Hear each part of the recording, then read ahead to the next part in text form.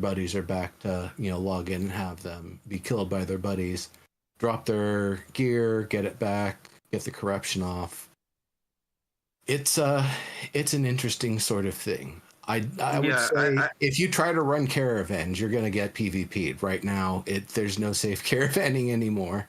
No, not at all. Yeah, but I didn't mean about what's happening currently in the game. I mean the concept of risk versus reward. Our peers are, have other stuff that they're trying to do storytelling wise, rather than wanting to have the risk of PvP there, right? They don't want to have the risk of PvP interrupting the storytelling that they're trying to do. Well, I don't think that when like Doonhold goes out, that they're not RPing as they play. One of them during the middle of combat even stopped and typed like, something about like, wench, bring me another drink or something. And like they play in character, and the stories they build, that's the emergent gameplay. As the things happen, as they play as a group, is part of the way the stories even occur. And how they kind of like, form and shape the narratives. It's not just we've come in with our whole story and our whole lore, and we expect everybody to conform to that so that we can tell our stories. It's we've got an idea for our story, for our lore, for our guild, and we intend to, play it that way and represent ourselves in that way. But I think it's still like the emergent gameplay side of things. The story you make is partially based on what's offered to you and what you can make of it, just like playing a tabletop game. Yeah, I don't think I said that PvPers don't RP. No, but you were saying that they're feeling limited from their ability to RP because PvP gets in the way, and I'm RPers. Yeah, that's why RPers, we don't have that contingent of RPers in the group, because in our community anymore. That contingent of our peers, not PvPers, but our peers. We still have plenty of PvPers who RP in the community, but the R peers who would normally play on an RP server for EQ or WoW, we don't have them anymore because. Well, I'm going to ask you this then, Diggs. Do you feel like the sort of RPers you're talking about are more attuned to a cozy or cozy adjacent sort of setting? Like, not that the game has to be cozy, but that like the community around the RP side of things is like more chill people and less like more cooperative rather than yeah. Okay. Mm-hmm. Yeah. So I think that kind of helps in this little back and forth we're having for anybody that thinks I'm just arguing with Diggs about what's an RP or not. It's that we're trying to, when he's saying RP in this context, it's you're talking about like RPers for a game that would have a PvE sort of server environment, or even if it doesn't necessarily have it's PvE, those people who would play on an RP. It's the people who would play on an RP server on WoW or EQ. But for instance, because I'm trying to line up camera angles and a whole bunch of other stuff. I'm stuck with mobs. Again, even in a fight, I'm trying to get proper camera angles. That's what I'm focused on, so I can get good screenshots and good video for a movie. And that's a totally different thing than somebody who, just wants to fight, just wants the combat, just wants, to kill the boss and all that stuff in the most efficient way possible. I'm just saying there's that disconnect. I can see why the PvP becomes even more of a disruption, because those people who are trying to tell stories in that way aren't really looking for a lot of risk. They want to be able to create the stories they want to create without the risk of other people coming in and ruining their story. That's all. Yeah, I get you on that. And I will say photo mode, video mode, quality of life is going to be a later sort of thing. So being able to have like a camera breakout in your local area to be able to set it up for nice photos and stuff or to be able to. This would be a stretch, but the idea of being able to lock down and instantiate a small area visually, so that way you can, do whatever you want to take pictures of or film in that space before being, fed to the wolves again. Or, not being fed to the wolves, but, that they could come for you. Yeah, I could see those as being nice features to have, and definitely things to help. I've been seeing a lot of really nice screenshots people have been putting out. I think these people probably have amazing computers with really, really fantastic hardware and cooling. Because boy, does this game run hot. Oh my goodness. And 3080 Ti's apparently are one of their problem children for performance. So yeah, but when you turn up all of the settings, I was able to actually turn the settings all the way up until it got too hot, but they look great, and it actually runs great until it crashes. So I'm glad to hear that you're having some crashes too. Oh I do man, need to get a new laptop, but it's been crashes the whole time for me. Yeah, 3080 Ti runs at 99%.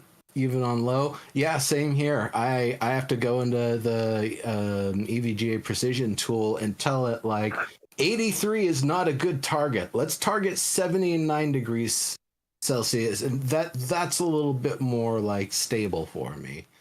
So yeah, it's and they know it.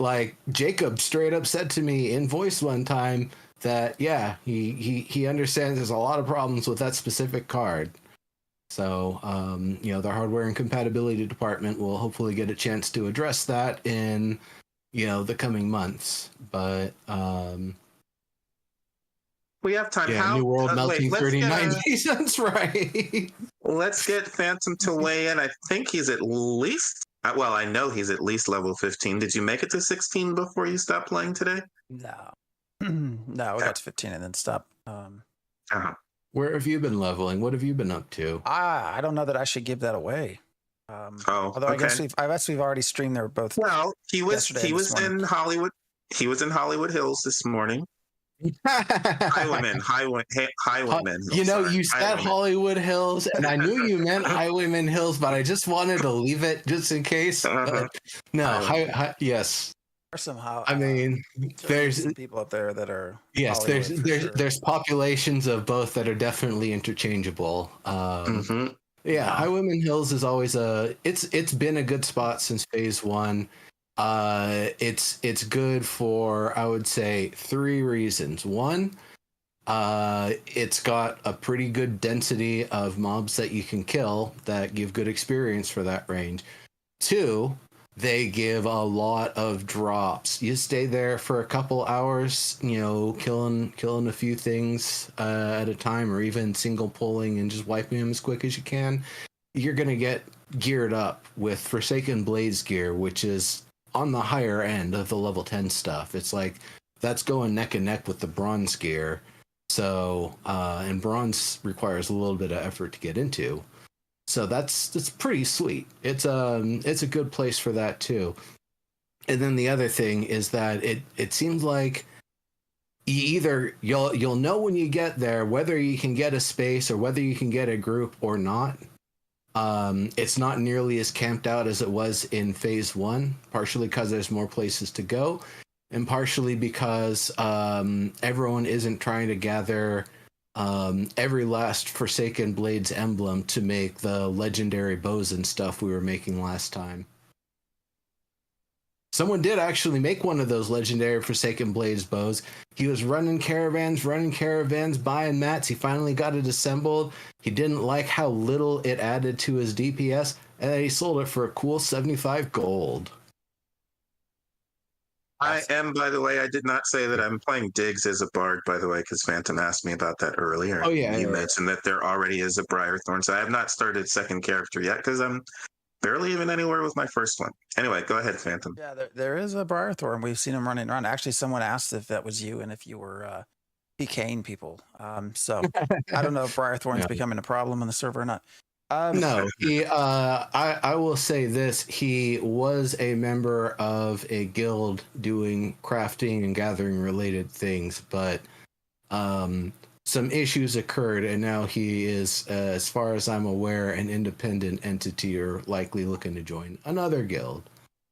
But yes, I have played and alongside and traded with this Briarthorn individual, even also, within the past couple of days. Briarthorn, my Briarthorn is always female. Diggs is male, and pretty much looks like me. Yeah, we were started at Highwayman Hills, which I'm probably too high level for, but I don't know. Experience wise, it was pretty poor. 2-3, well, no, like 1 to 200 EXP per kill. But the group started off a little bit. What was the rest of the group?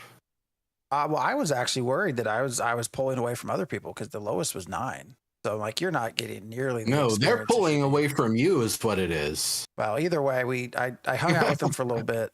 Laws, who's in our Discord, plays with me basically every weekend. It's a tank. We found a spot this weekend south of Linehold along the shore, kind of New Ayla, the very east side. Oh yeah, the beach. Yes, yeah. Yes, the level 14's there. That whole little spot, if you want to just grind out your mining, like full of basalt and granite, no copper shit to be found, but full of everything. Like you can fill your bags. Yeah, you get down to the southern end of that, and we were pulling 5-6 packs of otters at a time, which we were 14-15 yesterday, and they're 19-20. No stars, and they were given. It was killer, like I don't know, 800 to 1,000 EXP per kill, and you're killing 4 or 5 at a time. There's some balance issues there. Oh man, all the shit those things drop is fantastic. I left yesterday with over 100 common, and then I had, I think, 4 or 6 legendaries. I mean, yeah, tons of fertilizer coming, tons of glint too.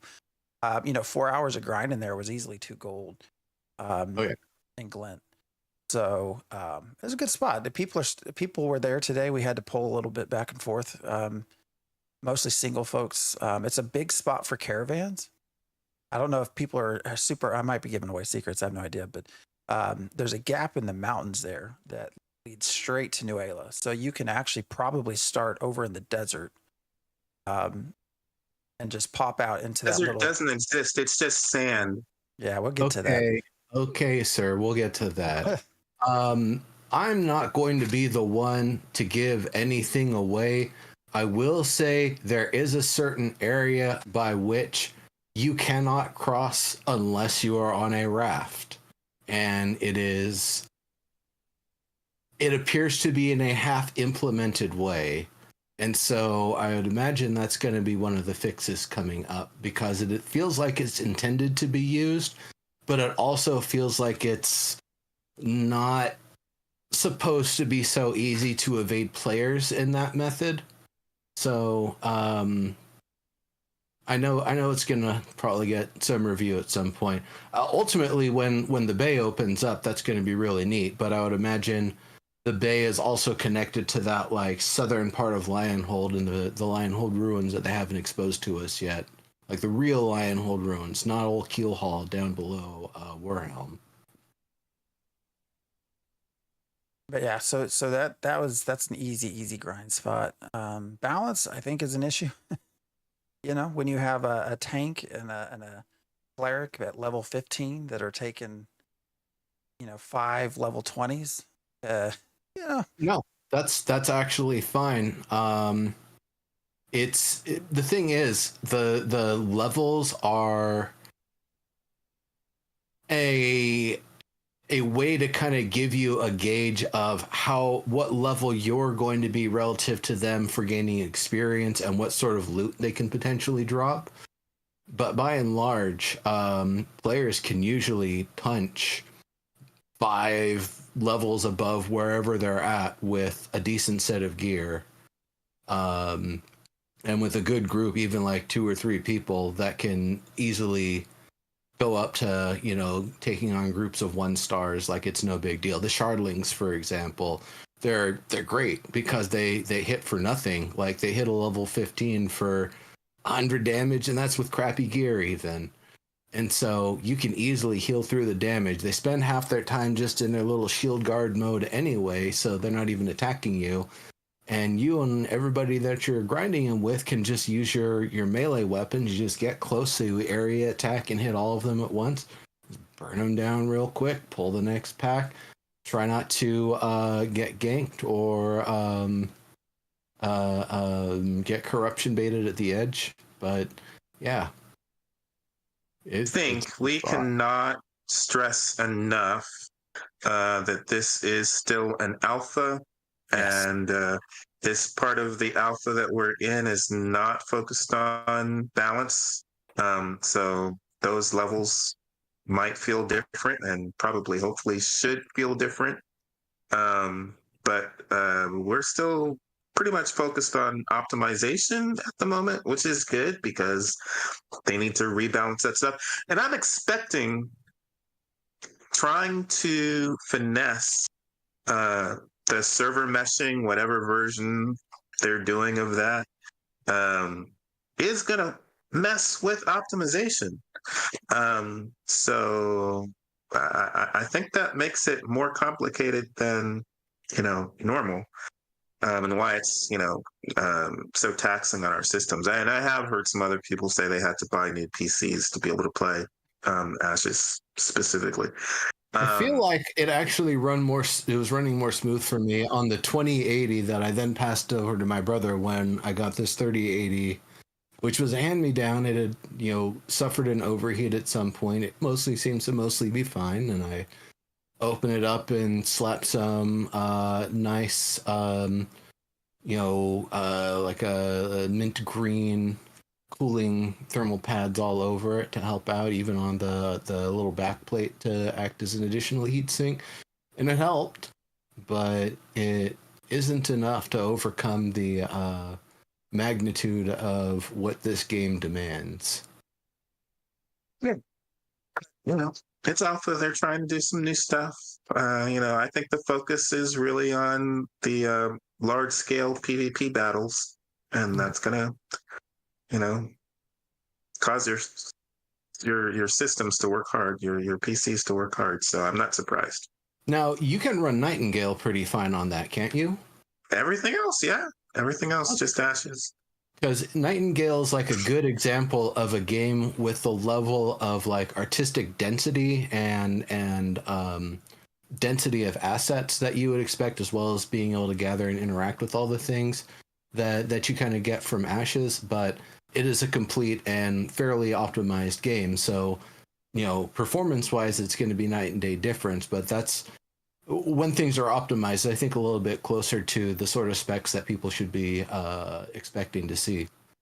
Well, also, you don't have, 250 players on the server and tons of NPCs more than that. all kinds of no, I'm just saying, it's a Nightingale is, a few like people. 4,200 a couple of days ago, if I remember correctly.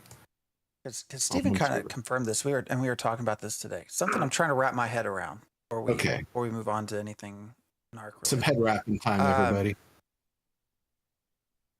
We have been told that each realm, they want 10K concurrent. Stephen mentioned today, talking to Asmon, he was asked, what's the most you've had? And they said, what, about roughly like 7,000. It was a little higher than that, but like 7,200 on I think he said the 20th, on one server. That's on one biome. That's just Riverlands. It's not even a complete biome. It is 1/18 of the whole biome presentation. That is what I'm trying to wrap my head around, is that right now things feel compressed, right? Certainly compared to phase 1, we clearly have more people. And so things like copper, you can't find it. Clearly you're not doing your treasure maps, man. Got to do your treasure maps. My treasure map's been bugged. I got my first one, tried it, and it's been bugged ever since. No. Okay. But anyways, before we move on to treasure maps, people the fix for that once you're done. But that's what I'm trying to wrap my head around. Is we've been playing with 7K people, And it does feel crowded. It doesn't feel painfully crowded, but it feels crowded. Now, that's 1/18 of the world, and they're only going to add another 3,000 people to that. So that, to me, the world is going to feel incredibly barren. Like, you talk about almost, obviously this is an extreme example, but almost like No Man's Sky level of not seeing people, especially without fast travel. That's what I'm still trying to, and we were talking about this morning a lot. I don't know what your guys' thoughts on that, but that's like crazy to me. They have to go higher than 10K if they. I have to. The fact that the Aelin Riverlands can support over 5,000 people to the point where it doesn't feel like everything everywhere is being choked out by players, and without instancing on top of that, I think it's going to probably be a game that has a lot more players concurrent at a given time, and that maybe 10,000 is like a nice like baseline of any given day we can turn on the server, or we can look at the servers and see 10,000 people playing. But I would imagine with the sort of tech that they're getting cooking here and what we're seeing just in this small area, that the game is easily going to be able to support, 100,000 plus per realm, and actually not be overly choked out and full up on people. Additionally, maybe you'll actually be able to do caravans again, because right now there is not enough space that you can launch a caravan without one of the many guilds in the area being able to respond to it. It doesn't matter if you've got the shortest trek planned. If you're going from like Winstead to Halcyon, it's a straight shot. You just go along the roads, and hell, you might even go for the legendary Weeping Willow chassis. You've got your caravan or whatever. You got your 1,000,000-point caravan and your super beast of burden that goes twice as fast as a normal wagon, and the wheels and everything. You have got the Ferrari of caravans going, except it's got the storage space of a Mack truck. Cool.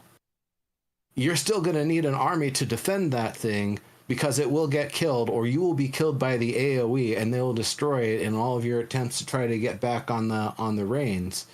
And that's another thing that I think I'm kind of waiting to see the difference on. Is there used to be some concept that other people in your group could hop on the wagon and take over.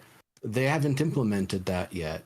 And so it makes it that much more risky to try to run one, even in a group, because all they can do is sit there and wait for you to come back if you get AoE killed. Maybe res you. They might get wiped too. They'll probably get wiped too if it's a real force coming to break it down. And so, yeah, it's kind of a rough sort of thing, but yet people are still running them. Everyone's running their little sneaky, if nobody interrupts me, I'm just fine sort of caravans. And sometimes you see them get blown up in the middle of Lionhold, and sometimes you don't. I saw one of those yesterday.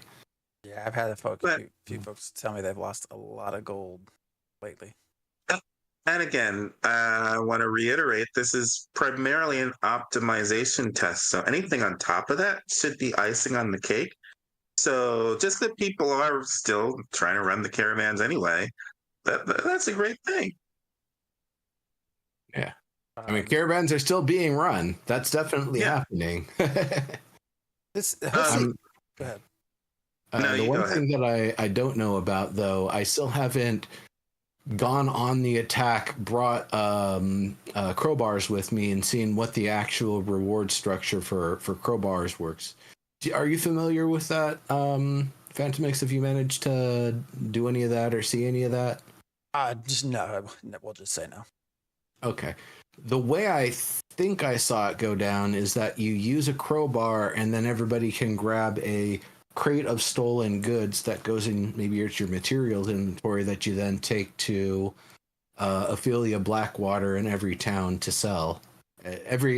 Every black market vendor lady is Ophelia Blackwater. It's just a thing. She's everywhere. She gets around. No. That's just the name they go by. Like in Shadowrun, the people that gave you your contracts were called Mr. Johnsons.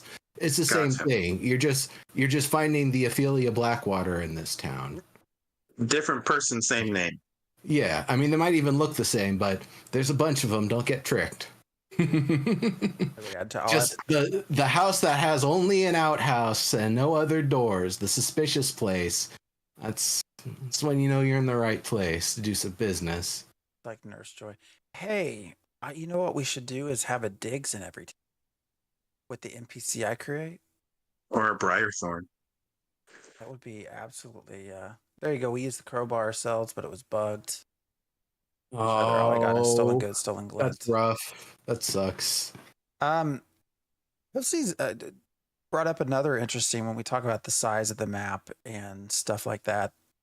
For those of you who are unaware, I'm sure probably most of you are, Steven has started streaming. He streamed Thursday and Friday, and I think as a direct result of some of the conversation that's come up with Narc and some of the other streamers that have put out some videos commenting on communication. But he made a comment Thursday in passing that I don't know that many people picked up on, which was apparently he said that he and the team have made some decisions on things that they are no longer going to plan for on release. That there are some things that he wished would be in the release of the game that they are no longer going to have, and they will add that later. Did not go into what that was. I really want to ask him now what that is. But yeah, so we've been sort of. I'm curious what you think he might leave out. So we've been chatting a little bit about this in the mornings. Just sort of, well, what could. I think pretty much your stretch goals on your Kickstarter, a lot of that's probably going to get left out. But then that includes things like naval combat. So, is naval going to be partly in, not all the way in? Hoofsy has a good comment that we've talked about too, which is, do they only ship with one continent? Do they not actually do 18 biomes? That would be interesting. And, now that you mention it, for the density and what it takes to fill out all the areas, I could see them being able to get the game out the door with only one continent.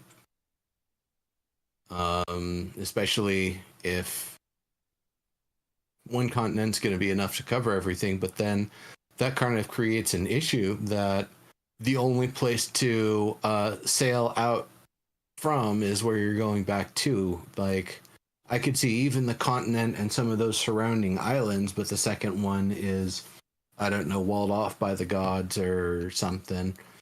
But it's going to be a bit of an odd sort of thing if you have the current design where you have people in starting zones on both of those continents, and then you're going to switch it that they're going to be in starting zones on the one continent.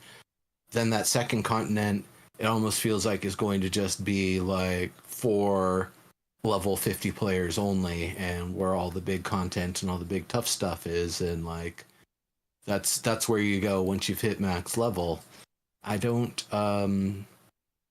I really don't know if that's the one that they're going to do. It's really hard to say what it is that they might skip. And it could be that one of the things that they're going to skip is something that they're going to find a way to like more enjoyably release as gameplay goes on, or as people like get up to the point where it becomes unlocked or something. But I don't know what it could be. There's so many things that it could potentially be. If for all we know, one of the things they might have wanted to have at release is to be able to have Intrepid.net ready to license out to other parties. And that's one of the things they're holding off on. Like, we really don't know. But yeah, that's he looked disappointed when he said it. Of course, today he's mentioned spending $55 million of his own money, at least having another 50. So I think the let's get things moving and try to start making some sort of profit make sense in the next couple of years. Definitely. But yeah, yep. he threw that out there. I don't think anybody really followed up questions with him. Like, because we asked him that when we last talked to him. That's right. Would you ever consider releasing the game with less content? And his answer was one of these sort of, it was a Steven answer, right? Like, well, you can never say never, but. Right.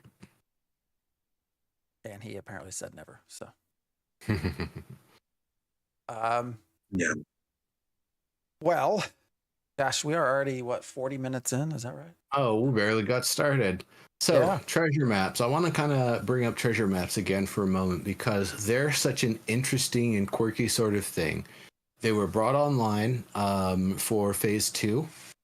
It was initially a little nebulous. Sometimes people would find a restored map that they could just use. Sometimes people would find the faded maps that they bring to their scribe buddy to craft for them. And there's this kind of odd, like, 2-part thing to it where you've got the map and its quality, and you've got the excavation kit and its quality, but you can use any quality excavation kit to dig up any quality of map. And I don't know if what it is that it averages the quality of the two or what it is exactly. But there is something to it. I know an uncommon map with an uncommon tool gave me 80 basic tin ore and some other stuff. But what comes out of them is so interesting. You get usually a gold bag or some glint. You'll get some variety of potions, healing potions, attribute boosting potions for like 15 seconds of super casting power or 15 seconds of run at 40% bonus speed is what the epic quick step potion does.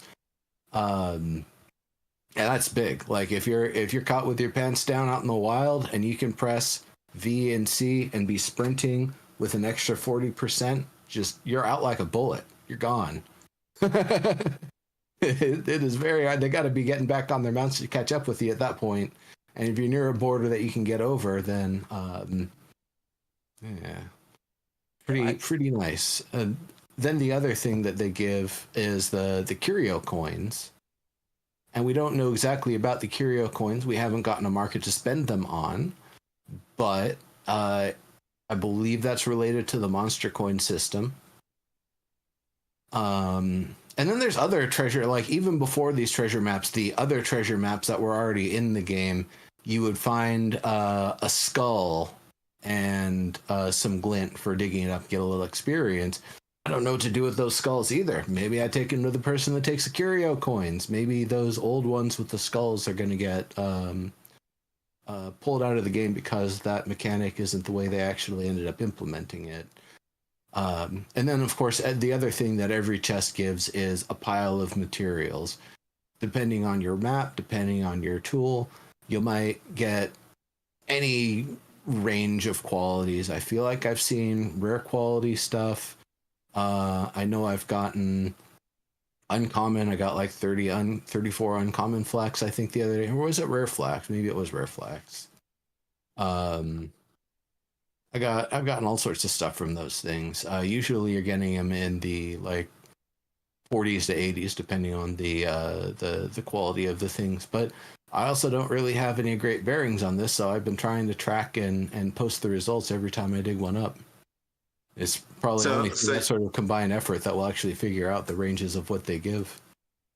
This is some form of excavation. How do you get the treasure maps? What do you do? So the treasure maps, either faded maps or whole maps, will drop off of humanoids. And then the faded ones you get restored by a scribe. The restored maps you can just use. When you do it, you only ever want to use one at a time. I like to clear my entire quest log, not remove things, but just uncheck all the things that are being tracked. So that way, when I use my curious map and it wants to point me towards a curious cache, that's the only thing popping up on my map. So then when I use the tool, I then go to the full map view, find one or multiple overlapping Venn diagram rings, and it's going to be somewhere in or just on the edge of where they all overlap. The common ones just have the one ring. As they go up in quality, the maps have more rings. It reduces the actual area that you have to search, which is kind of nice. And then when you find it, if things worked correctly, you would use the excavation kit and it would turn the little, you'll find a little dirt pile on the ground, basically. You use the excavation kit on it and your chest would pop up. And then you loot the chests and then you move on. But you buy the excavation kit from vendor? You can either buy them from the vendor, you can spend your tickets for handing resources to the requisition agent to help get buildings built in town. And those tickets then you can spend on a few different levels of excavation kits, some pieces of equipment, Santa hats right now. The other way is that you can buy them from, or you can get them made by arcane engineers, and they're really cheap. It's basically 2 ash timber, 1, I think, copper fragment, and 1 zinc fragment. So that's all tier 1 materials. Whatever quality you're going to put in is what you're going to get out for the kit. So if you've got some, rare plus zinc and copper and ashwood, you're going to be able to get a rare plus quality tool. But any tool can dig up any chest, and unfortunately you don't even tell it which tool to use. I think it just uses the highest one that you have in your bag, or maybe the first one as it looks through your inventory. You mentioned Santa hat. There's a Santa hat, there's a Christmas tree. Any menorahs, any Hanukkah stuff in there? Nope. You would think a holiday about war would actually go into a game with fighting, but that never seems to be the case. Yeah, they mentioned that on the last dev stream, and they were kind of saying, sorry if you're Scrooge, if those people who don't want holiday stuff in the game. And, my issue is don't just have US holidays in the game, because it's not the US and it's not Earth. Have some, I'm fine with real life holidays if you're going to do it, but there's other cultures besides just the US and people in the US. So spread that love around. But they did also say that eventually they're going to phase into more Varan holidays. But yeah, that would make sense, because this game, as far as I'm aware, doesn't have that same sort of system that I believe Revival had, where there's a distance from the sun part. It was an ovoid instead of a circle, and so you would have your at the closest point would be correlative to like IRL summer, and then the furthest point would be correlative to IRL winter. So you could have a seasonal cycle in the game that also correlates with the real world holidays. But I don't believe they're planning to do anything like that. So trying to have every 12 winters you have a special winter celebration, that seems odd and arbitrary. I know there's some cultures that are base 12 instead of base 10, and I'm not gonna get after them for it or anything, but I don't know that that's varying cultures. And also, it's always an odd thing to me. Like people. I don't know. I'm not gonna be a Scrooge about things, but those are the clothes of the Sami people of the Laplands. It's just odd to me after learning their origins. When I see them anywhere, it just seems so odd. But that's the one thing he has been giving out in streams. I think he gave a couple of IRL friends a couple of mounts at some point, but everybody else has just been, you get a hat, and you get a hat, and you get a hat. Everybody gets a hat. They don't have any attributes. You won't engage me. They don't have a cosmetic slot, so you put the hat on and you're no longer wearing a helmet with attributes. It is very much a, you know, you're going to be nerfing yourself if you wear this sort of item. He won't engage That's me. what you meant, Phantom. I saw you trying to get a mount, but I didn't know exactly what that meant. I get it. I think you said mount me or something. I was like, what's going on there? Oh, that was a clip I made.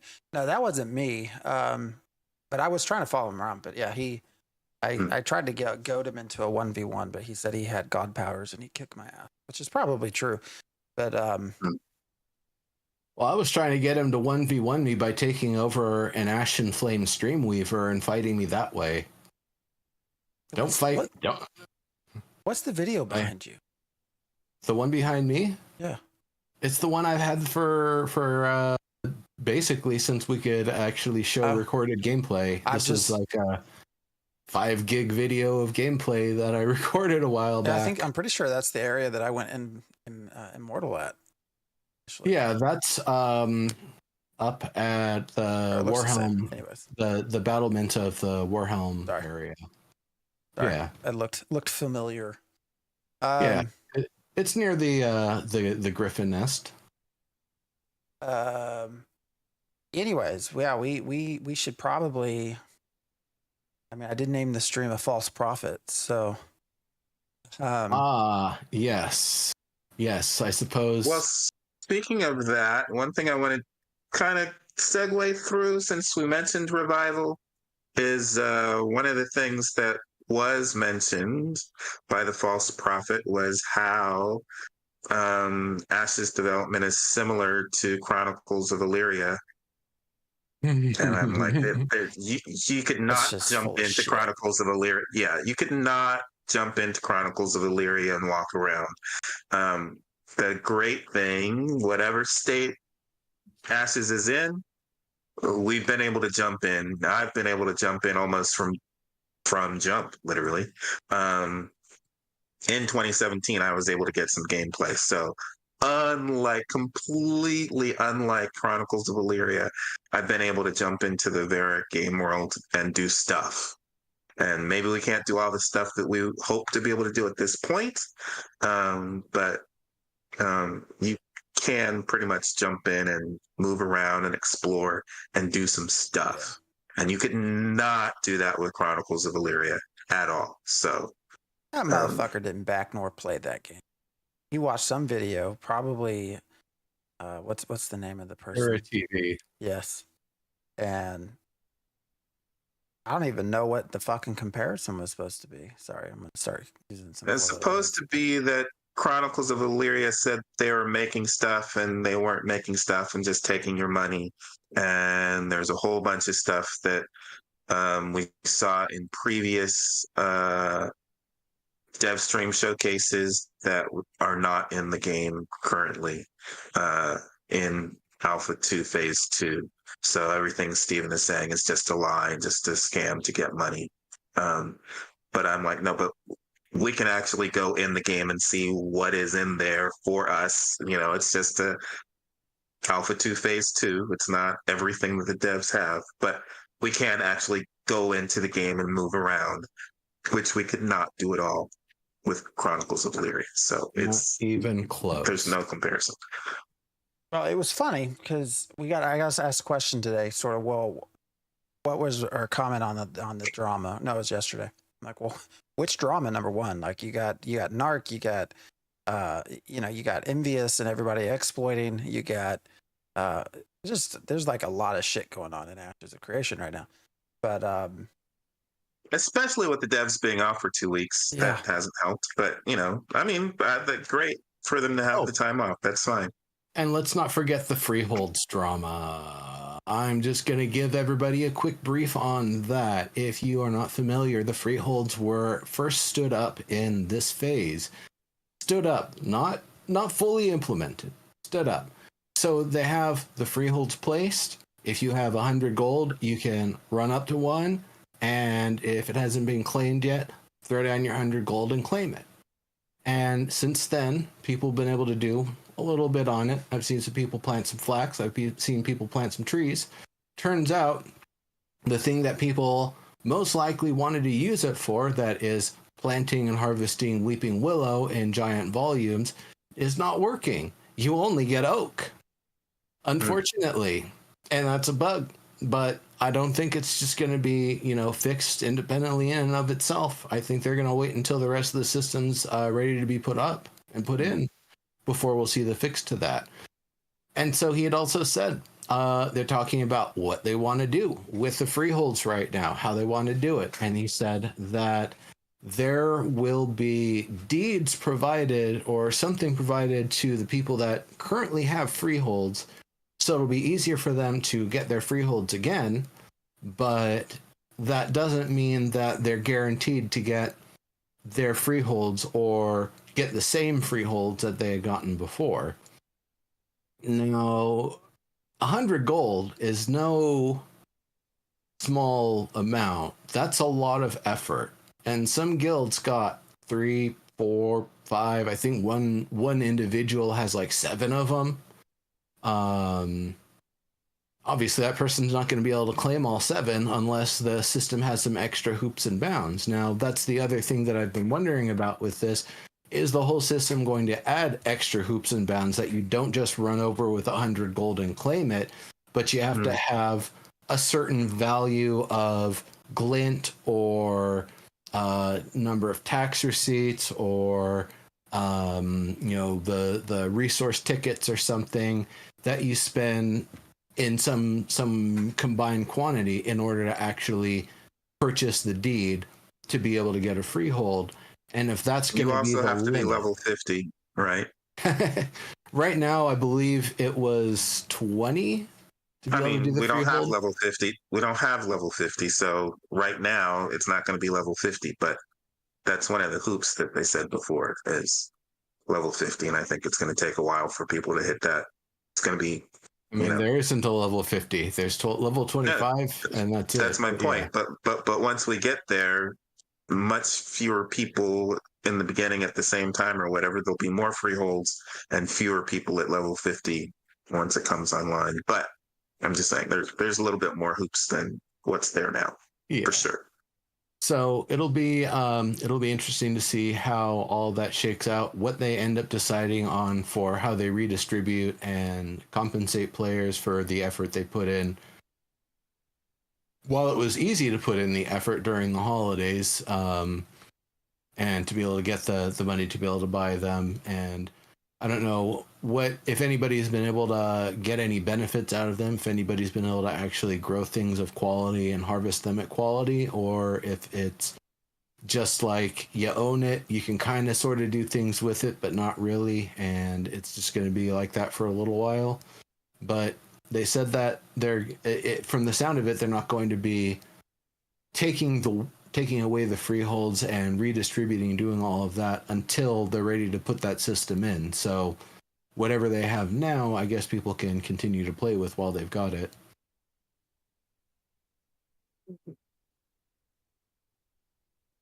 But today, Scorn, today was wild. Yes. For those who have, I'm positive that most of you already know this, but, Narc put out a video 4 days ago, I think, saying he was quitting. I won't go line by line. Maybe I'll do that tomorrow or if there's Tuesday. But anyways. Quitting in a way that Stephen has referred to as defamatory multiple times, if anybody's wondering the magnitude. Yeah. That now has about 135. We're an ad. Yeah. Well, I mean, the ads come. It happens. But that now has about, last I checked, like 135,000 views, which is like far more than his normal. Normally he's pulling 8 to 15, somewhere in there. And It got reacted to by Asmon, which if everyone knew was going to happen. Asmongold reacts to Narc, especially on the big controversial ones that he does. I think this was all part of a plan, but anyways. And so he reacted last night. That got turned into a YouTube video this morning. And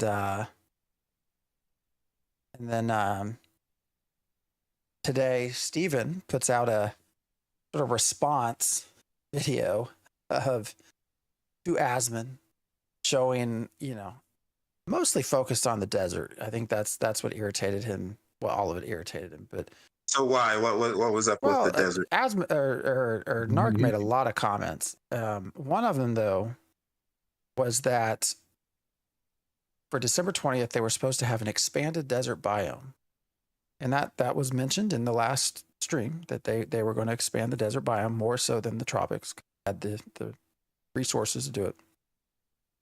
And so in his video, of course, Narc is watching the original desert biome preview, which was like 2022. And but then he keeps flip-flopping to, he went to essentially the edge of the desert. He will say, and he said constantly, frequently with Asmongold, I was not at the edge of the desert. I was in the middle of the desert. Although Steven then later showed everyone that where he was, you could not go further out. Yes, you were at the edge of our current known desert. And he kept, if you notice, he was only doing a 180 pan. He wasn't doing a 360 pan, probably because there was shit behind him that he didn't want people to see. He was just showing that flat spot where the shardlings at the edge of the area you can actually walk up to, which is exactly what Steven demonstrated. It's like, I can't even go across this. It's blocked. That's the edge. What do you want us to do at the edge? And so clearly, like, I think fairly clearly misleading. His response to Asmon was something along the line, well, I had already talked about this in a video prior to this, we covered that in 2022, and I just assume everyone that watches me has watched all my videos. I only have 8 to 10 people that watch me. It's like, motherfucker, you got like 130,000 plus views on this video. Those people have not watched your video from like, you should probably do a little bit better job explaining, although I think appears to have clearly been intentional. But this whole desert biome, but then he kept going on and on and on that, and Scorn is mentioning it in YouTube chat there. He kept talking about how they were supposed to expansion. It was supposed to be expanded upon, and it wasn't. It's not that, and in Narc's little mind, for him, expansion is the size of the biome. That they didn't make the desert bigger in a sort of square kilometer way. However, but also it's just sand. It's just sand. All they did was press a button and cause sand to appear. It's just sand. However, they very clearly expanded upon the content, which is what he was fucking talking about. He wasn't talking about making the desert biome larger. They were talking expanding on what you have access to, and they added, of course, 3 nodes. And some other shit. So that's just like one little vertical slice, we'll call it, since Asmon used that reference multiple times with Narc today about the vertical slice and tried to educate him on what a vertical slice is. Although I'm pretty sure Narc knows what a vertical slice is. I don't know. It's just been a crazy, crazy shit show. I'm sure everything will get sort of recapped, put into a YouTube video from Asmon. Because it went Narc, and then after Narc, Steven called in.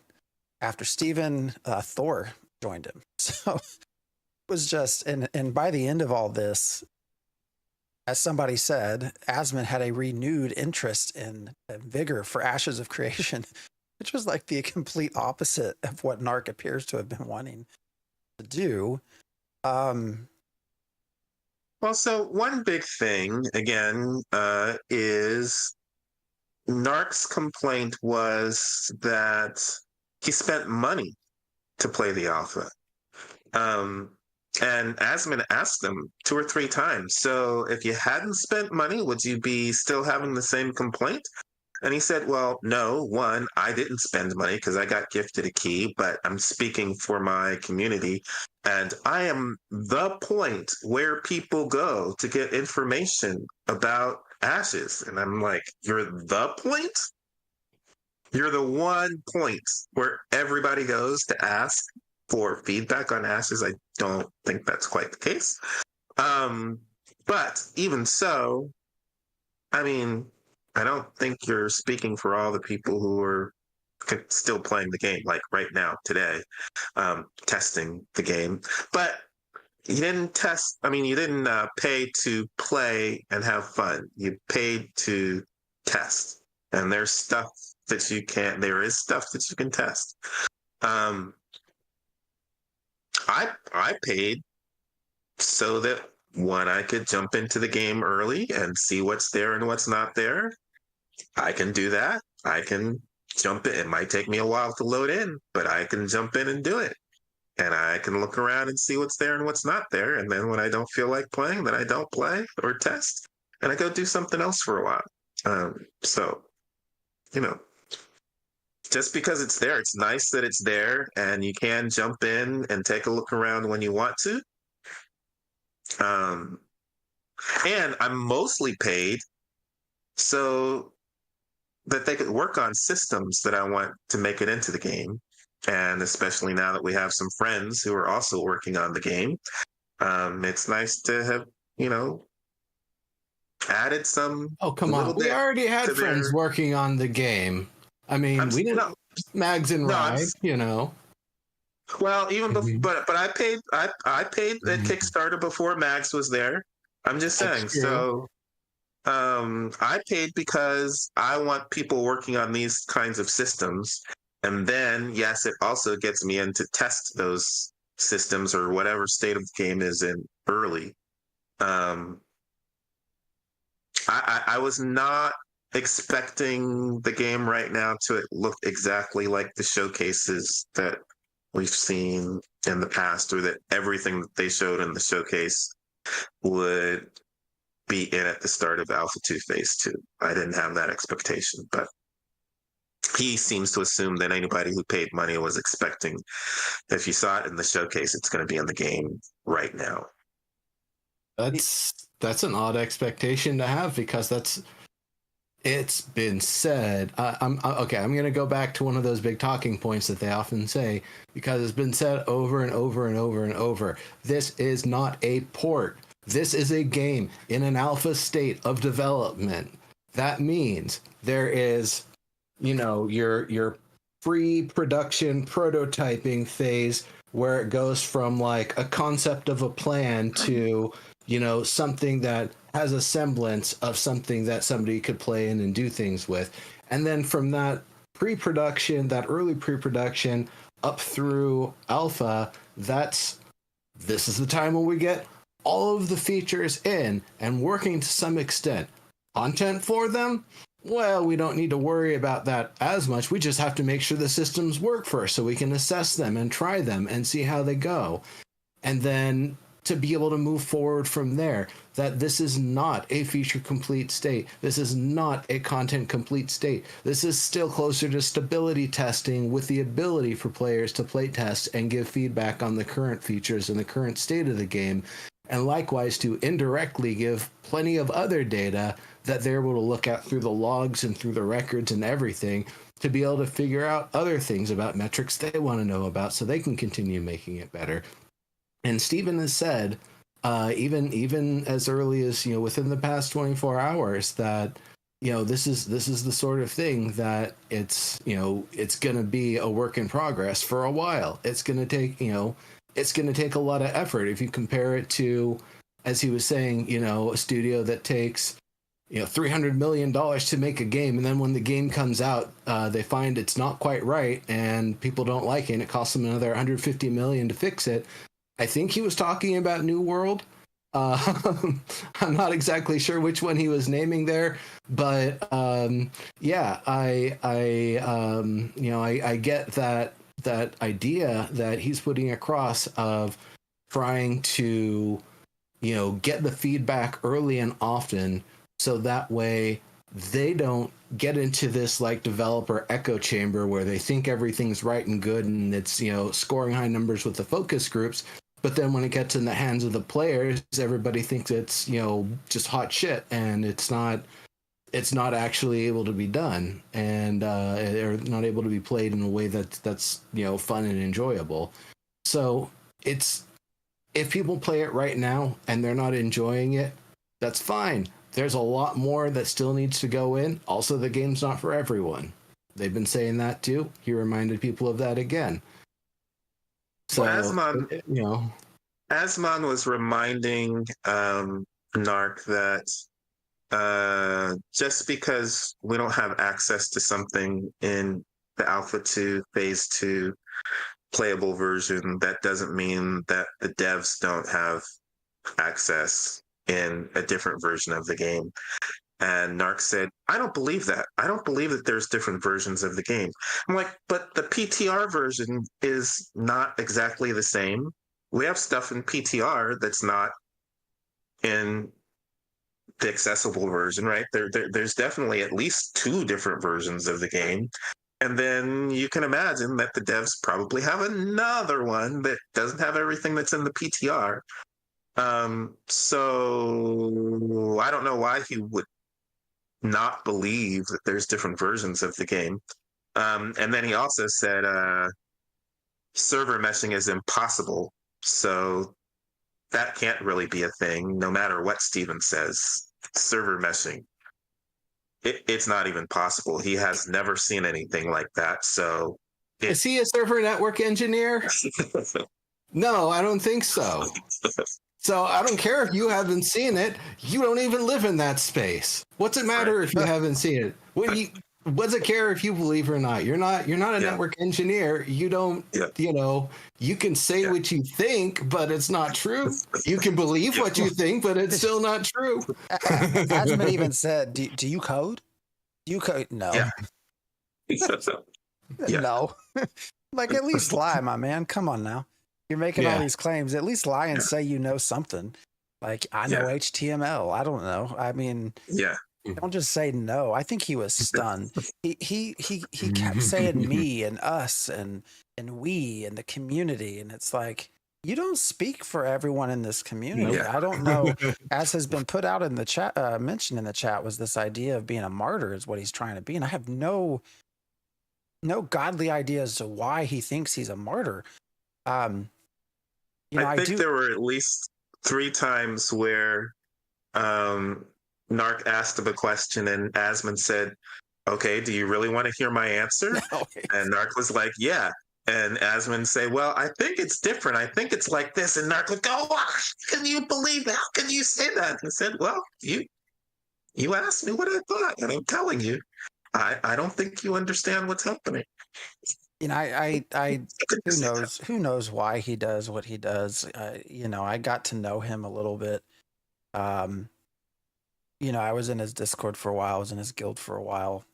I left all that back in, I don't know, August, September. Yeah. But so I've gotten to know him a little bit. He has a plan for everything. Like this, there's a rationale. Only he knows it.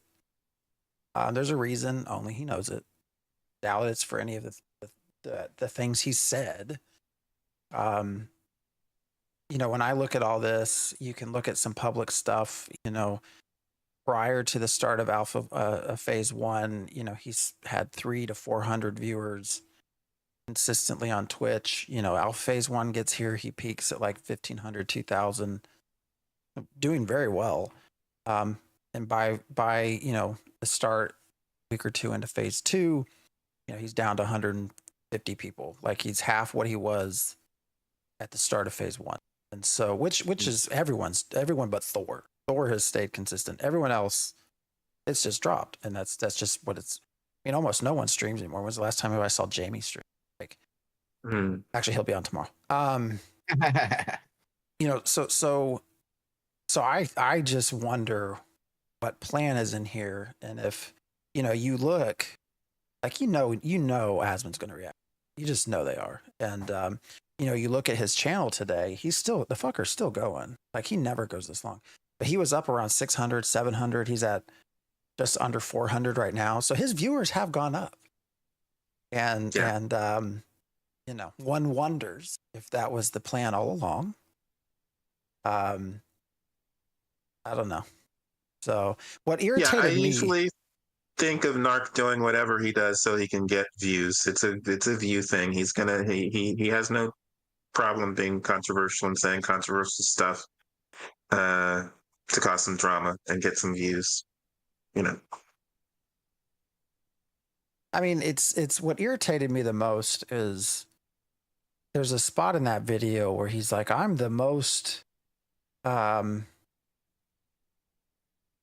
the most what words did he use? Like I don't do the whole referral system. I'm the most unbiased person here.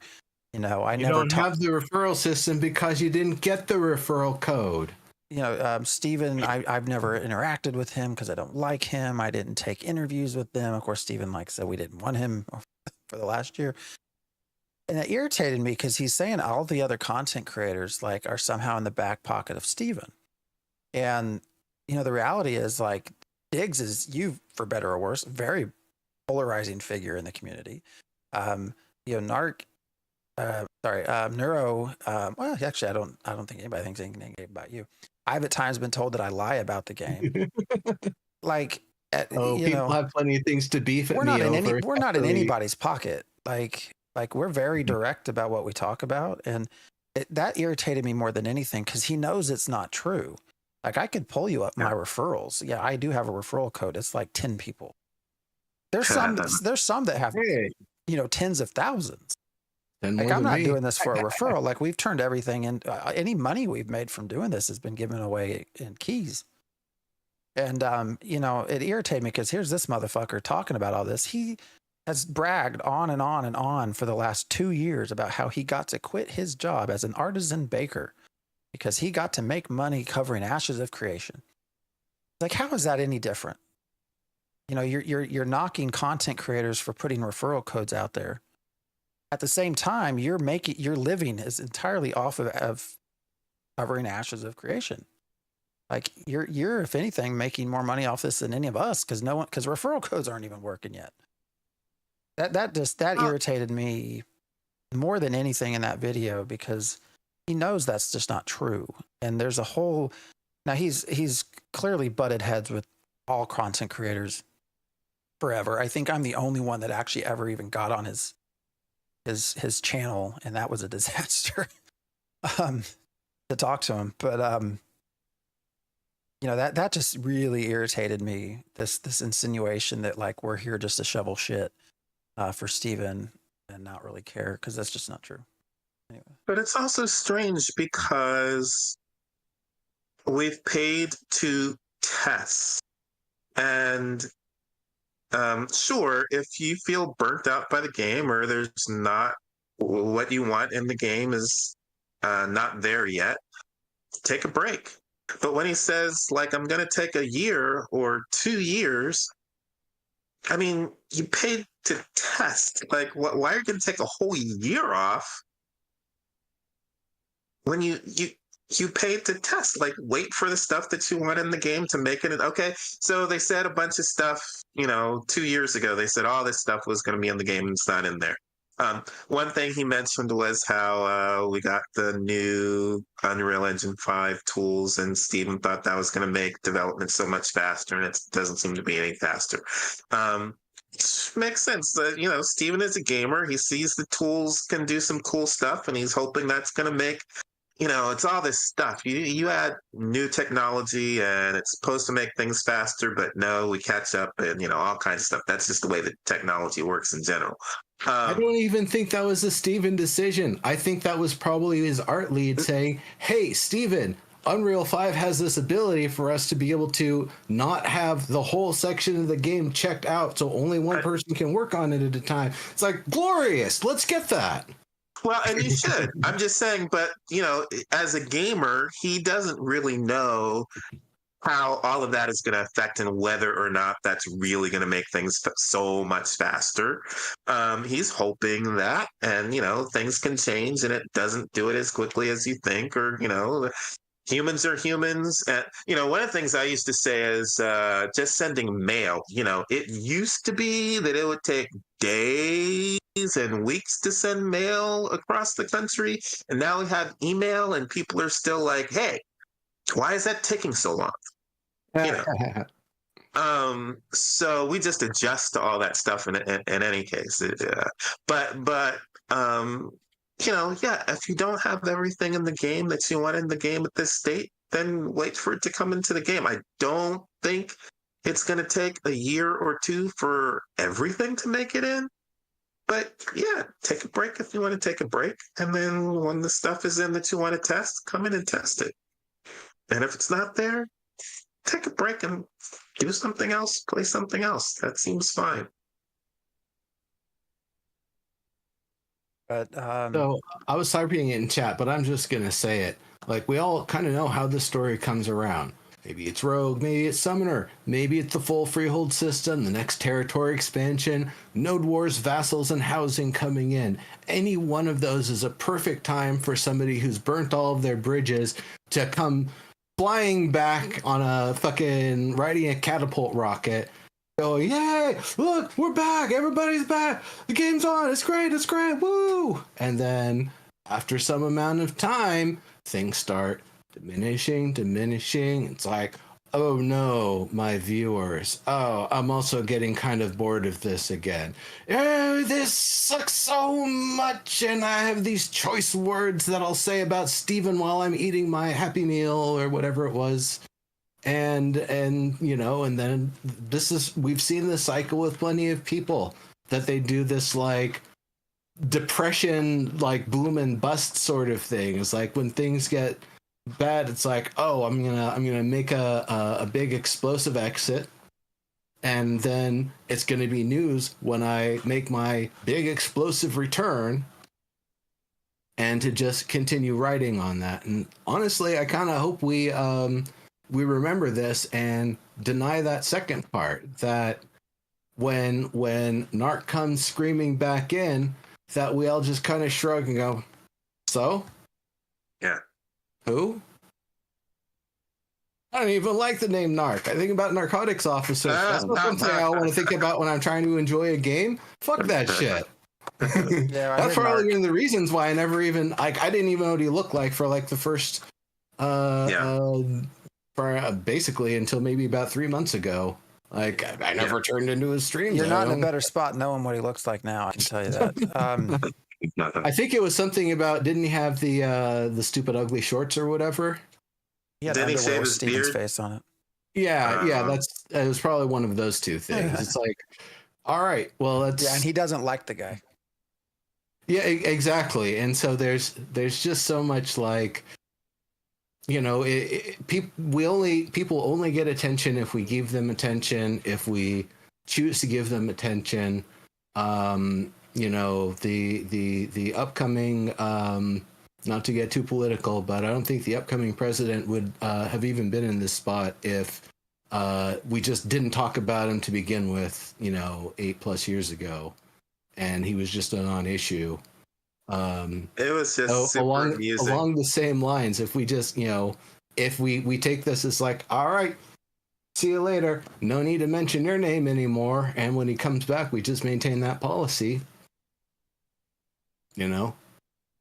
I just thought it was amusing for when I would see him ask Asmund, you know, you really believe that? And Asmund would say, well, from what I understand about game development, yeah, that's the way things work.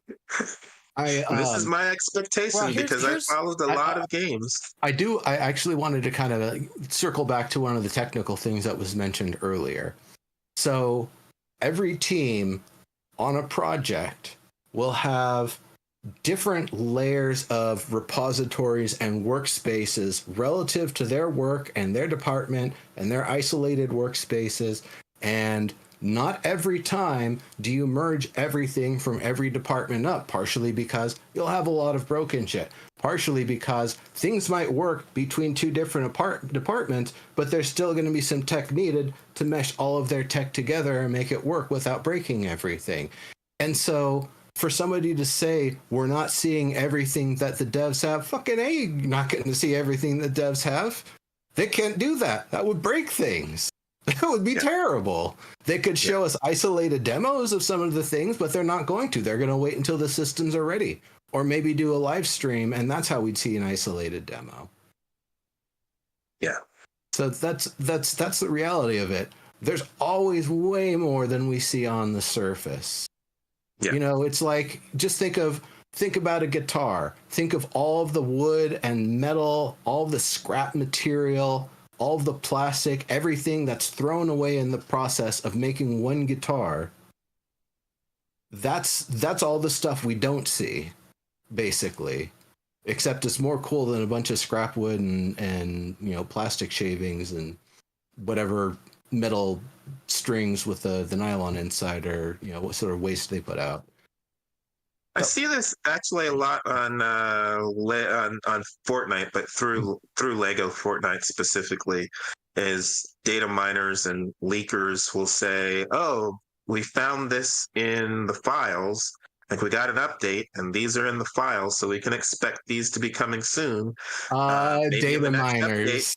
Maybe in the next update, maybe in the next update, maybe in the next update. And it can take, 6 months for that stuff to show up actually in the game. Just because they've added files in doesn't mean that it's showing up immediately. The same kind of thing, the devs can have created stuff that isn't going to be implemented for months from now. So they already have ruined the rogue. You can go see what their skills are. Yeah, you can see rogue skills. Yeah. The data mines are in. The data mine is great because you see recipes for things that you can't even access, which is kind of nice to be able to be, all right, I can speculatively start collecting materials for this piece of equipment that isn't available to be made yet. But it also will leave you sitting there on a pile of halcyon being like, damn, I want to get that jewelry, but it ain't coming in. Nobody can make it. Yep. It's not hard. Everybody thinks data mining's hard. So I don't know what, I don't know why they're doing this, but they have not encrypted any of their pack files. So there's nothing to that. There's freely available programs to just go rip into a pack file that's unencrypted. It gets much more challenging when they're encrypted. It's still possible. I've done it. It takes reverse engineering and understanding assembly code, but it's doable. But anyways, yeah, I think he knew. I think this, it would appear as though potentially this was a plan, knowing that Asmon would react, and he has said many times that he's been offered times to come talk to Asmon on Asmon's stream. He's been invited to join him, and he's always said no because he didn't need that and he didn't want to be on that, and right away, Asmon says, I'll talk to him. And he's like, all right, I'm ready to attack. So I think there was an assumption, a plan that, hey, more than likely this is going to get reacted to. I don't think he expected, I think generally, Asmon has largely always kind of agreed with a lot of his videos. So I don't think he had this expectation of, well, do you want my real opinion on this result? You could kind of hear that in his voice. He was kind of caught back a little bit. And then Steven came in here, and I put this in Royer's chat just after it ended. I said, if I wasn't married, if I didn't have a wife, and Steven wasn't married, I would be figuring out how to get to California right now, because he was just blew that fucking shit up. I've not heard him that way before. I've always assumed he's got a mouth on him, but because he drops shit. He says, I think his favorite word shit, but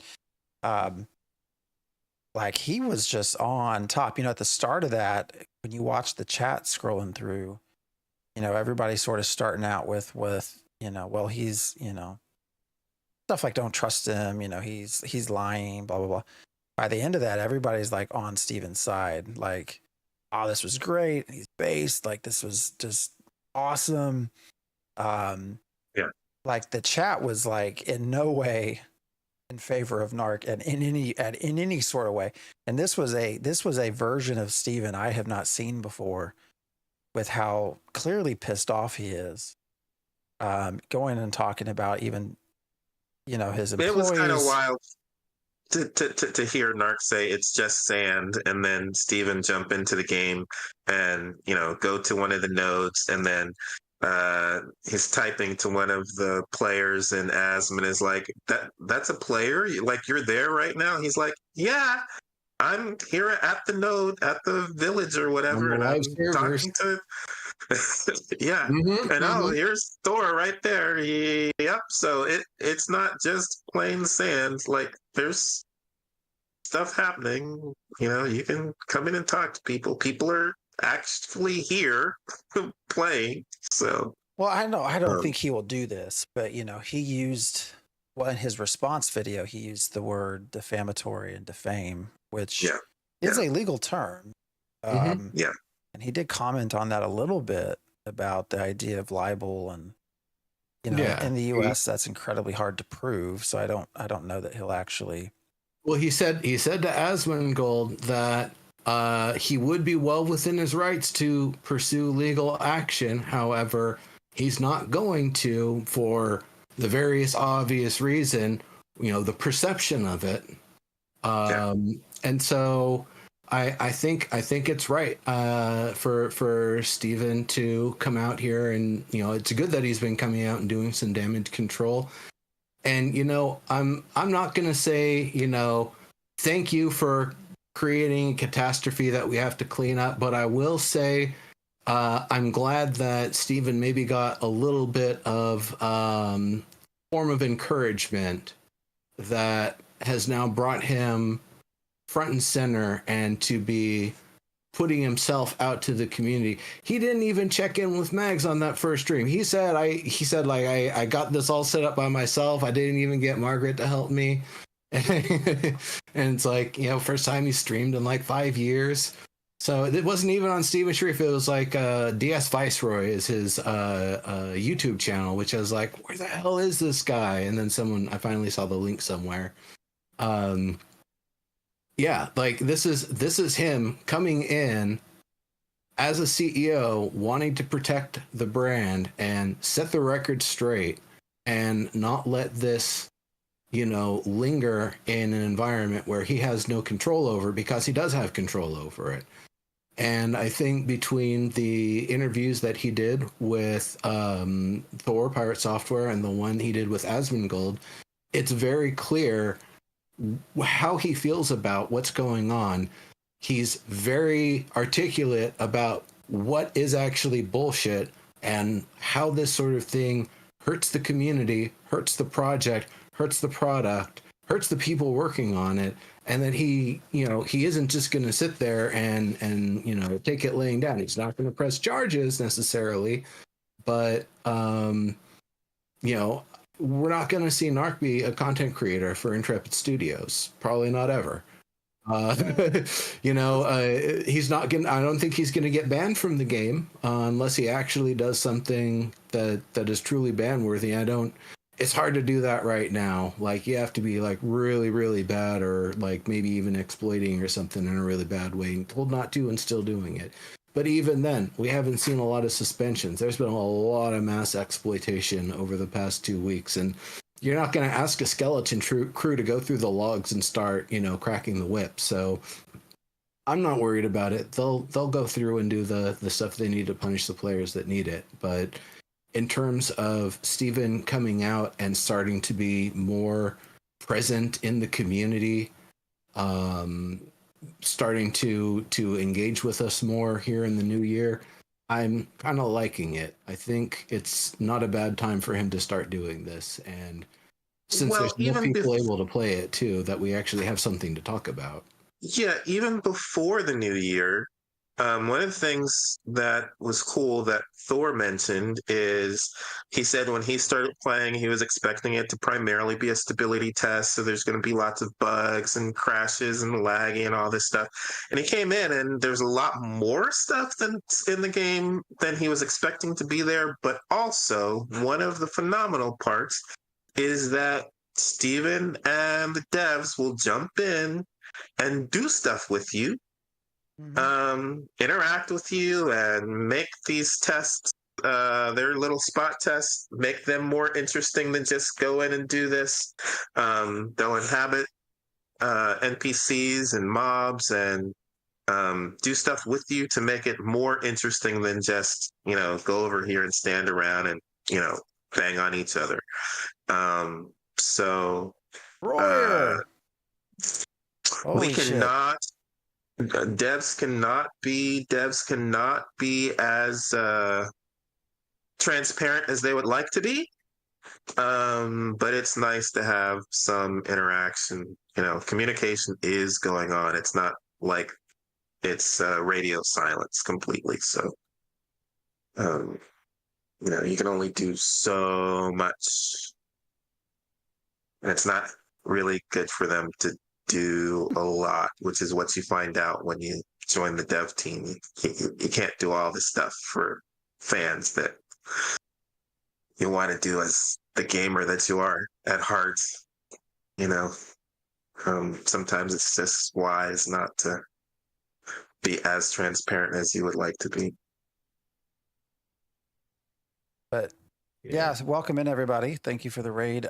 We are, I think, much like everyone else right now, talking about the incredible, I don't want to call it a shit show, the incredible real life drama world of Ashes of Creation that has existed for the last week or two and has just now culminated in the most wonderful of ways. At one point I was cooking dinner and I had Asmon's stream going, and my wife was like, "What in the hell are you listening to?" like you really don't want to know. Like this is like grown man, opera shit. Like you just, yeah, you probably don't care to know. But yeah, I think this was a plan that went to shit for him. I don't think he expected Steven to come out nearly as fiery as he did at all. Yeah. And then on top of it, it almost sounded like he was hoping to get a call back after Steven, sort of rebut Steven to Asmon again, but instead Asmon just goes to Thor, which is like the opposite of Narc for Ashes of Creation. I don't know. I mean, is there a part of you that feels bad for him at all? I mean, he brought this all on himself. I don't know. He clearly looked flustered.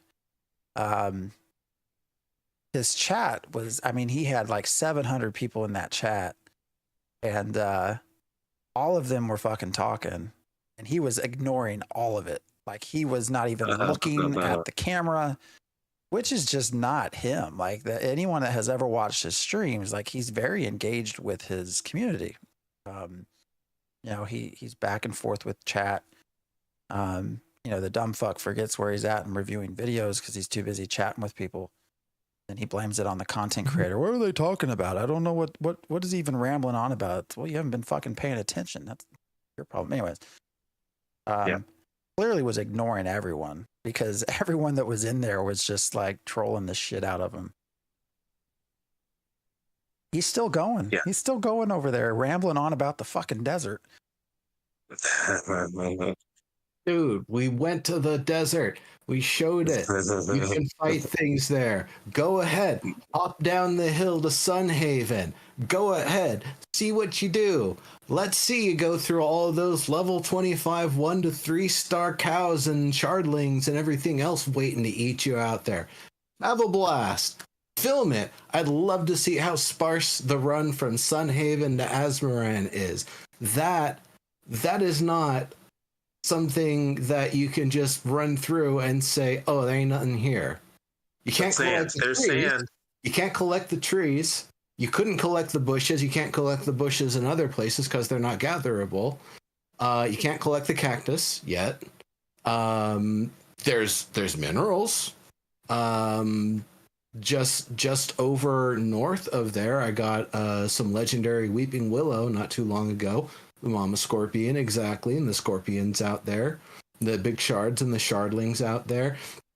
There's a lot to do in the desert other than run your level 10 alts out there and grab a mayor vote because Steven went through and boosted all of the nodes to 3 because nobody's able to level them up. Nobody was really doing much to level them up, because if you're in the Shardling farm area, you're barely in Azmoran. And so there aren't dungeons, there aren't farm spots over by these desert nodes. So they were fairly sparse for a while. And then at some point, I remember seeing Steven kind of come through and pop, pop, pop. Now they're all level 3. Everything's tier 3 on the server. Vote came through. People now, have some mayorship. I think it was Yokai, who's another content creator, who got the mayor there. And, there's things to do. There's even more things to do in the desert now. There's actually cities you can build up if you want to. There's crafting stations that we don't have in all of the other cities already yet. There's things to do. There's things to do in the desert. There's things to play for in the desert. It is not empty. It is not just sand. The only place that's just sand is the edge of the map. And the only reason why he could fly over and show that 180 view panning, like you had said, and have it not be communicated to people that that's the edge of the map, is because there isn't a red curtain there.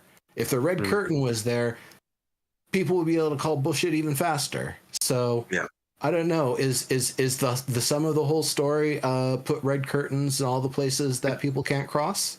Is that the cautionary tale we've just learned here today? Because that would have helped. You certainly wouldn't have been able to say, "Oh, it's just sand," if the one place you try to do that is just the edge of the game, the playable game world.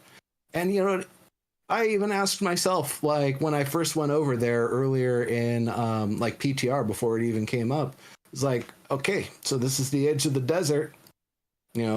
Maybe they could do some other wall treatment here to let people know that this is the edge, but it's clear to me this is a game that's in development. They've been very clear about what's actually in and what's available. This was even before all 3 cities had their node places in, that I went down to the desert and I was like, yep, I see they've expanded it, but there's still a lot of stuff to do and for them to get in. And this is not by any stretch going to be the entire desert biome right now. Just the 3 nodes that they said they're giving us. So, there's still another 2/3 of the desert that hasn't even been presented. And then there's that naughty spot where there's Miraleth here, and then there's Azmoran here, and there's the little kind of section that is for a different biome, but doesn't even have anything stood up yet. So it's just a lawless zone right now. He knows how all of this works. If he's calling himself the figurehead of the community or whatever, he better fucking know. He talks about having autism. If you watch some of his streams, the man knows so much shit about this game. That's just like somebody would mention some past stream and he'd be like, no, it was this way. Let me go look. And he would be able to go back to the stream from 2 years ago and know exactly what was done and said. And he's an intelligent person. But why not use those powers for good instead of evil? He knows how to, he's a really good raid leader. I've raided with him. He knows his shit. So he knows these things. So that's all I think people need to know, is that there was, there has to be a reason. I think somebody mentioned the possibility of a redemption arc, that there was this sort of, I'm going to rough things up a little bit and kind of ignore the game for a little while. We get to phase 3 and then I come back and I, save the game. And I think there's this realization right now that that's just not going to happen. Things did not go like I think he thought they would go today. And I don't know. I'm going to be super curious to see where he ends up from here. What's his first video? What's his, does he actually just now continue talking about Ashes because of the entire, the shit show that's been created? So I don't know. It's been an interesting day. What about the Freeholds? That was another thing he kept talking about. We were shown these Freeholds and they stood up Freeholds and then everybody went on vacation. the extent to which Freeholds are in is the extent to which they've stood them up so far. They were able to get data on how quickly players would be able to get all of the Freeholds and how they'd be distributed. That's great data, even if we can't play on them, even if we can't use them for anything. I mean, he's not unintelligent. I know people don't like him, but he's a smart guy. Like I guarantee you, there's been a plan here, something that has been in his mind, a way to reach some goal that just completely backfired on him today. So I don't know. I know most people probably won't be, but I am curious to see what ends up happening. So it's funny to me, just scrolling through. Normally when we're looking, when we're getting later in the show, I'll looking like, oh, who's streaming? And now there's just everybody coming out of the woodwork in all different languages. You got people grinding, you got people I don't know because I can't translate that. You got someone's like doing is it a scam? A few people, it sounds like this is their first day playing it, so I don't know if this inadvertently got some people jumping in now, but it seems like if this is any bearing on things, it might have just gotten everybody to be like, golly, is this really a scam game? Well, I already have my key. I haven't played it yet. Let's find out. Yeah. That's going to be interesting. There's some people, I see someone is final push to 25. They're farming in the Forge. They've only got like, what is that? 5 viewers. Someone's cleric stream has sexual themes and you can't, you got a little warning on it.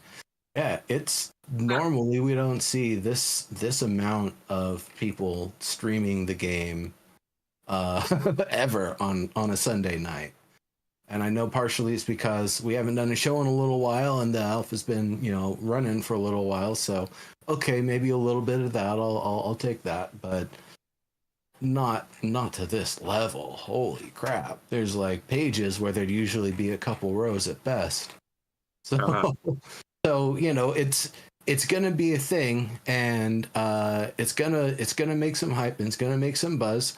And a certain someone's going to get some clicks and some ad revenue, and you might sway some people to not play the game or help form their opinion for them because they don't care to. But I think a lot of people that are actually following the game and are actually paying attention will see that and see the reaction and realize, no, he's out of his element, and go ahead and watch Steven with Asmongold and Pirate Software, see Asmongold and Pirate Software. So get everybody who's the main talking points and the people that you'll go to about this stuff, other than the guy who just made himself not be that person. It's going to be an interesting thing, and I think it might actually bring some more people in for a moment. It might bring a lot more people in for a while. Who knows? A lot of people streaming. I don't want a lot more people right now. We got enough people on the servers we have, so we're good until May. I kind of wish they had kept 3 for North America instead of 2. I understand for performance testing why they did 2, but I don't know. Too many personalities conflicting on one server at a time, I think, and one region, realm. Yep. All right. Well, we are about 2 hours, actually. Yep. And I think some of us are starting to yawn because it's past our bedtime as really old fucking people. I don't know if y'all have anything to say. Sorry, I'm reading Gaslin's message. I would say there's if anybody is looking for a way to do damage control on their own, if you see your friends in your gaming group start to be like, oh, what's this, blah, blah, blah, that game you play, the scam game, blah, blah, blah, this is your opportunity to head them off. No. One person very angrily said that as they burnt out and flamed out. And here are all of the following conversations I can refer you to refute that if you care, or if you don't care to watch those for a refutation, just take my word for it. But this is the time for us to, as players and people who are interested in the project, be advocates for it and speak up and share our opinions. Doesn't mean you can't say things that you don't like about what's going on. Be adamant, be upfront, be honest about it. But definitely call bullshit when you see it, because that's really going to help sort this whole mess out a lot faster. I've got one parting little audio. Did that even come through? No. Just a little bit. We tried it. What is it? It's a little thing from like a little squeezy doll that goes, relax, calm down, don't stress. Where did the doll go? I've got it somewhere around with my tchotchkes, but it fell out. I guess the glue gave on its own accord. So it's just like a speaker, some wires, a battery, and 3 little contacts for, you touch it and it makes a sound. But it's not very loud. It's in IRL, it's loud enough to be annoying, but I guess it's not loud enough for the microphone to like it. Very gritty sounding too, so it's probably just like, ew, noise, no. I'll see if I can get a better audio recording of it to use for something somewhere. But there you go. Yeah, it might be copyrighted, so maybe not. I don't know what toy manufacturers copyright for their audio stuff. But yeah, if anybody is trying to find us in game, Phantom X is Phantom X. I play as Neurotoxin because there ain't room for legendary Neurotoxin. And Diggs is playing as Diggs. Yep, you might find Diggs as Diggs. And we're all on Vyra server. And I take my sweet ass time. I'm slow. I don't push the levels. I'm only 15. I tend to just talk when I stream. So, and I don't really play much outside of streaming. I guess I've been chopping a lot of wood. That's about it. All right. Oh, wait. What time does servers go down? Shit, I don't know. It's sometime tomorrow. Tomorrow at 6, maybe. AM or PM? I don't know. I was thinking PM, but I'm not sure. Yeah, okay. it'll be soon. Let's see. On the official news, they said, there you go. 10 o'clock. 2 a.m. for North. Oh no, that's the restarts. 10 a.m. It'll be January 6th, 10 a.m. They're gonna come in. They're gonna eat their morning. I don't know. Donuts. I don't know. Y'all have a cereal bar or something? I know both Disney and Nickelodeon had cereal bars for their animators. Yeah, you're gonna come in. You're gonna get your stuff going. You're gonna have somebody walk over and go, servers down. And then I would imagine you're gonna spend the next 2 weeks doing milestone planning, because I think that's about the time for what's going on, unless you did your milestone planning before you went on vacation. Yeah, they get their full-time staff back tomorrow, and then it's 2 days, and we should be on 5-day-a-week uptime, which is nice. I am going to be very curious. We'll see. We've been doing every other week, so I don't know if we'll be here next Sunday or not. I guess we'll kind of see what comes about. I am very curious now, having full-time staff back, what they do about all things Narc aside, what they do about the exploiting, whether anything's done or not done. I hope that fire that we saw in Steven continues. So I think we're going to raid no one. So is there no one else? Yeah. We actually don't ever really get a chance to raid no one. So we will pass this raid train along just like Roar did. So just bought it ready to play, enjoying the experience. Yeah. Now we'll be right there with you. So I play at weird times just before we run out. I play Saturday, Sundays at like 6 a.m. Central Time, so I am on early. Most of the people that I know and play with are all European, so I'm with the EU folks most of the time. So you're up early Saturday, Sunday. Come join me. All right, everyone. It's been a good evening, good night. I hope you have a good week, and go if you haven't had a chance, go check out the videos from Asmon. Sounds like the Steven interview is actually already up. Surprisingly, very fast. So, if you listen to one thing, listen to him, because this is the most fucking crazy I've ever heard Steven. Oh, it's a glorious listen. Heated, the most heated I've heard him. Well, yeah. I guess I should be careful using the word crazy given what I do. Yes, heated is a much better. I'm not saying he's crazy. He's very like on point with the things he's saying. He's not being like zany or anything. 8 seconds, it's going to automatically rate. All right, guys, we're going to head out. So we'll see y'all later. Have a good one. Take care.